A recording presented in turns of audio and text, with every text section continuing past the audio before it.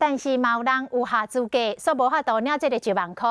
有一个外籍配偶，条件拢有符合无，但是伊也未领到身份证，根本无法度来申请。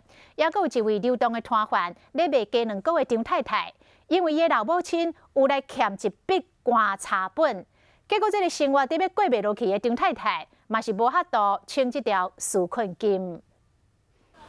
辛苦咧卖鸡2个，但是等一波久也是无人客来。流动摊贩张妈妈因为疫情生理受到影响，虽然家己无存款，但是因为刚好这个妈妈有70万做养老存款，所以无符合清领资格。因为我老妈的那个棺材本70万在我这边，他们砍到50万就砍掉了。伊讲家己的生活根本过袂落去，伊嘛无望政府予伊大鱼大肉，只希望会当济少补助。你不要多嘛，因为大家都需要一口水喝嘛，不要说一口饭。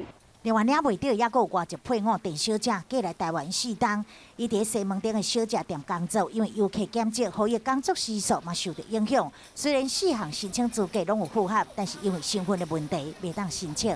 我们赚的差不多支付我们自己一般的生活够了，对，也没有什么存款。了解。我们的对象就是国人。 根据指出，纾困清领资格当得到补助的人，需要符合原本有工作，因为疫情造成生活受困者，无捐公告、劳动保等社会保险，无领其他的津贴补助，加互存款生活费，计算了后是较低。当地每一人每个月上加生活费2倍以下，互申请者真不足感慨，生活难，想要领纾困补助金搁较难。